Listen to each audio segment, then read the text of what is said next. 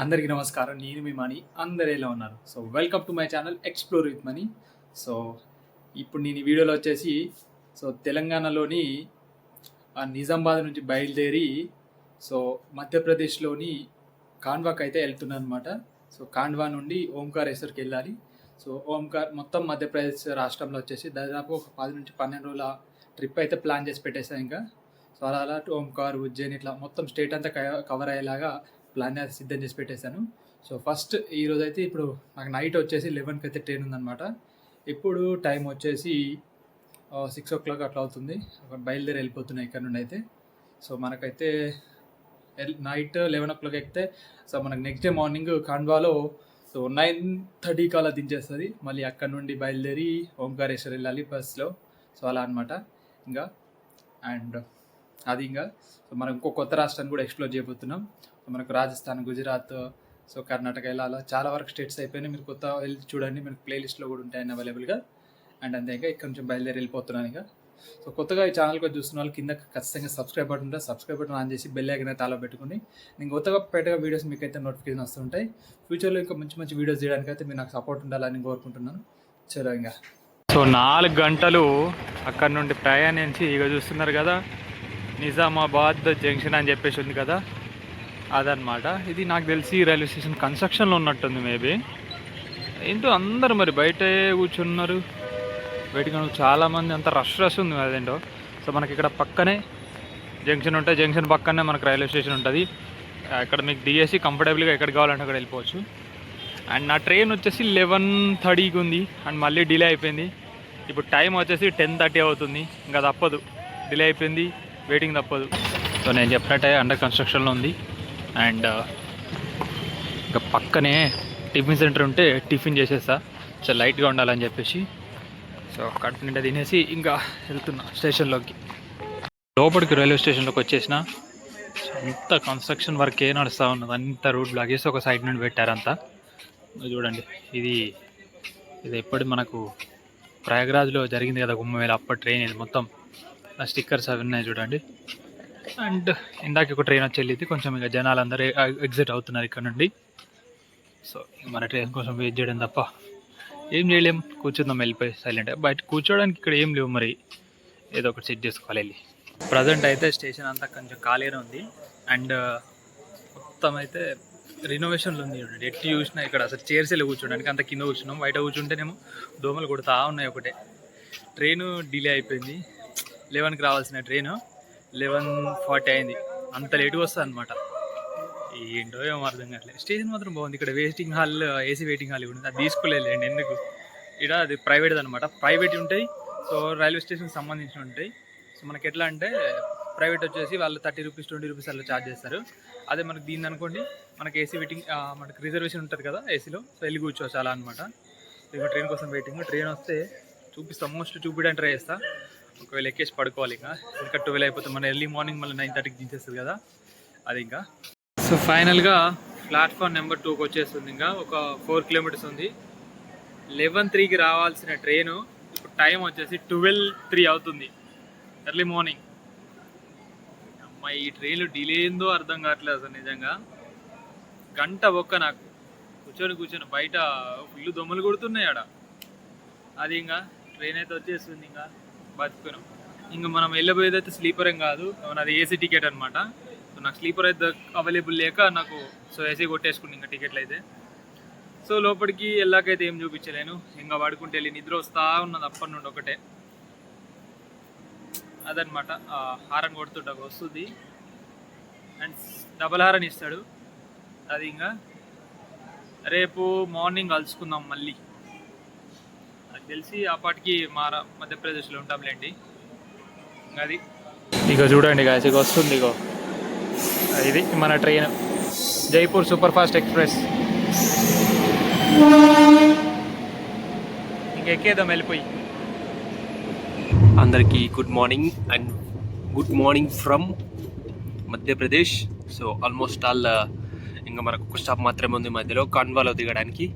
ఇంకా నేను లేచేసినప్పుడే. ఇప్పుడు టైం వచ్చేసి 7:50 అవుతుంది. అండ్ మన 9:30కి అలా దించేస్తుంది. ఇంకొక 1.5 hour అంతే. మధ్యలో ఒక స్టాప్ ఉంది అది ఇంకా.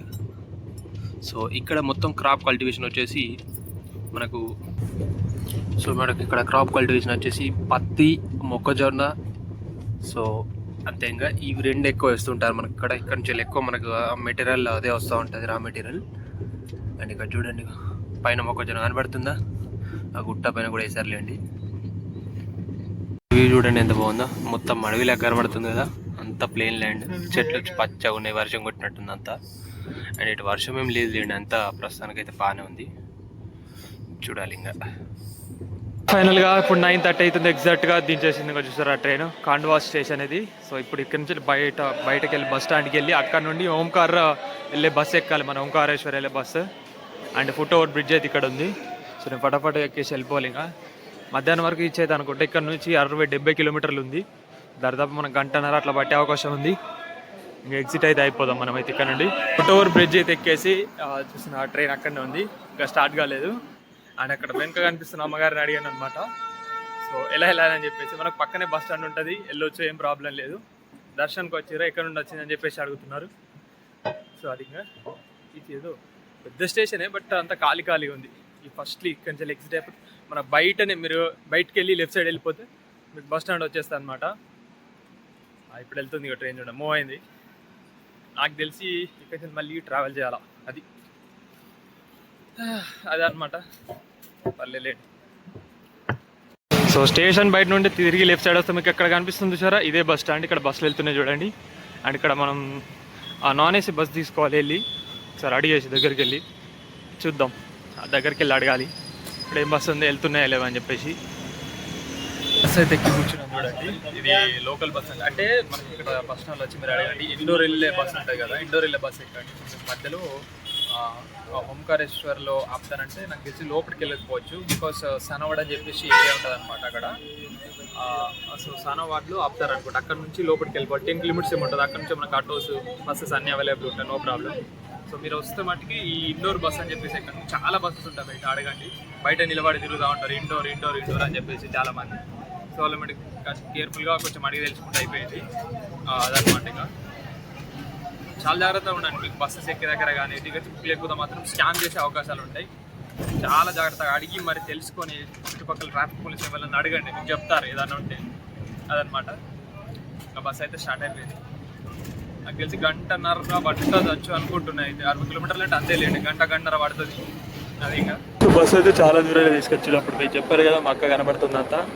అలాగే ఈ మధ్యప్రదేశ్లో వచ్చేసి మనకు దీన్ని హార్ట్ ఆఫ్ ఇండియా అని చెప్పేసి పిలుస్తుంటారు. ఎందుకంటే ఇది ఎగ్జాక్ట్గా మనకు ఇండియాలోని భారతదేశంలో మొత్తం మధ్యలో ఉంటుంది కదా, అలా అని పిలుస్తారు. అలాగే ఈ మధ్యప్రదేశ్లో ఈ రాష్ట్రంలో వచ్చేసి చాలా మటుకి యునెస్కో హెరిటేజ్ సైట్లు ఉన్నాయి మనకి. అది ఒక ప్రత్యేకం ఇక్కడ. ఇంకా ఇక్కడ మనకు వచ్చేసి లోకల్ లాంగ్వేజెస్ వచ్చేసి హిందీ మాట్లాడుతుంటారు ఇక్కడ, హిందీ, మరాఠీ అండ్ అలా ఉర్దూ కూడా మాట్లాడతారు. అలాగే ఇక్కడ వచ్చేసి మనకు ఓవరాల్గా సో 4 నుంచి 5 ట్రైబల్కి సంబంధించిన వాళ్ళు ఉంటారు.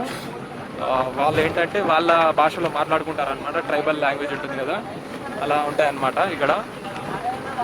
అది ఇంకా ఈ స్టేట్లో వచ్చేసి దరిదాపు మనకు 11 ఏంటంటే నేషనల్ పార్క్స్ ఉన్నాయి. అండ్ 24 వచ్చేసి వైల్డ్ లైఫ్ శాంచరీస్ ఉన్నాయి. సో 6 టైగర్ రిజర్వ్ ఉన్నాయన్నమాట, చాలా పెద్దది. అండ్ దాదాపుగా 70% మట్టికి ఈ మనకు ట్రైబల్ పీపుల్స్ ఉంటారు ఇక్కడ, గోండాస్, గిప్లీస్ అని చెప్పేసి ఇలా వాళ్ళు ఉంటారనమాట, ట్రైబల్ వాళ్ళు. మొత్తం ఆల్మోస్ట్ ఆల్ ఈ 70% ఈ మధ్యప్రదేశ్ రాష్ట్రంలోనే 70% అంటే ఇక మామూలుగా చెప్పండి, అదనమాట. అలాగే ఈ మధ్యప్రదేశ్ రాష్ట్రం వచ్చేసి మనకు భూభాగంగా చూసుకుంటే 2వ స్థానంలో ఉంటుంది మొత్తం మన భారతదేశంలోనే. అలాగే ఇంకా ఈ మనకు జనాల పరిధిగా చూసుకుంటే 5వ స్థానంలో ఉంది. అంటే ల్యాండ్లోను మరియు ఈ జనాల పర్పస్లో ముందంతలో ఉందని చెప్పొచ్చు. ఇక్కడ వచ్చేసి చాలా మటుకి వీళ్ళ కల్చర్ చాలా డిఫరెంట్ ఉంటుంది. వీళ్ళ స్టైల్లో ఆ కల్చర్ని అయితే ఆ ఫెస్టివల్స్ సెలబ్రేట్ చేసుకోవడం కానీ అండ్ ఇలా కొన్ని ఉంటాయన్నమాట వీళ్ళకి సంబంధించినటువంటివి. అలాగే మనకు మధ్యప్రదేశ్ అంటే గుర్తొచ్చేసి పురాతనమైన ఆలయాలు, పురాతనమైన ఆర్కిటెక్చర్లు ఇలా మనకు పిలుస్తూ ఉంటారనమాట.